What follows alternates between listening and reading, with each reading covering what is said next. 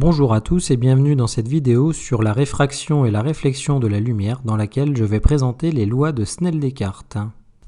La description quantitative des phénomènes de réfraction et de réflexion a été établie au début du XVIIe siècle par un physicien hollandais du nom de Wilbrord Snell et par un physicien et mathématicien français du nom de René Descartes, d'où le nom de loi de Snell-Descartes.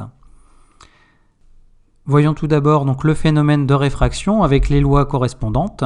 Donc, première loi, le rayon incident et le rayon réfracté sont dans le même plan.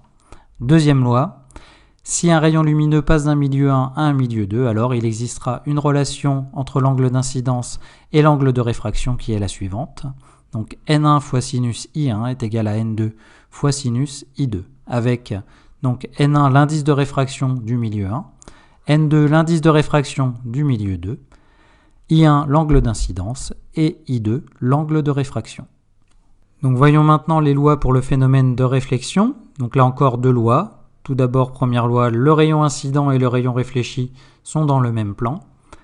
Et deuxième loi, si un rayon lumineux est réfléchi, alors il existera la relation suivante entre l'angle d'incidence et l'angle de réflexion. Donc ici, I1 est égal à I3 avec I1 l'angle d'incidence et I3 l'angle de réflexion. Donc je vais illustrer l'utilisation de ces lois avec deux exemples. Tout d'abord, je considère donc un milieu 1 qui est l'air et un milieu 2 qui est l'eau, avec un rayon incident donc, qui est dans l'air et qui arrive au dioptre, à la surface de séparation entre l'air et l'eau. Donc l'angle d'incidence ici est I1. Donc j'ai comme caractéristique N1 qui vaut 1,0, N2 qui vaut 1,33 et I1 qui vaut 45 degrés. Je vais tout d'abord chercher à déterminer le rayon réfracté. Pour cela, j'utilise la loi de Snell-Descartes en lien avec la réfraction. Donc N1 sin I1 est égal à N2 sin I2. Je cherche à déterminer l'angle de réfraction, donc I2, ici. Donc sin I2 est égal à N1 fois sin I1 sur N2. Je remplace par les valeurs numériques les valeurs de N1, I1 et I2. Donc j'ai sin I2 qui est égal à 1,0 fois sinus de 45 sur 1,33, ce qui me donne ici 0,53. Connaissant le sinus de l'angle, je peux déterminer l'angle I2 en faisant arcsin de 0,53, ce qui me donne ici 32 degrés. J'ai donc ici mon rayon réfracté qui rentre dans l'eau avec un angle par rapport à la normale qui est de 32 degrés. Donc je vois qu'ici, mon rayon se rapproche de la normale par rapport à mon rayon incident. Après le rayon réfracté, maintenant, le rayon réfléchi. J'utilise la loi de Snell-Descartes en lien avec la réflexion. Donc ici, I1 est égal à I3. Donc j'ai la valeur de I1 ici, donc automatiquement, I3 est égal à 45 degrés. J'ai donc un rayon réfléchi qui va faire un angle de 45 degrés avec la normale et qui va donc repartir dans cette direction. Deuxième exemple, avec cette fois le passage d'un rayon lumineux qui passe de l'huile vers l'air. Donc j'ai mon rayon incident qui se trouve dans l'huile avec un angle I1.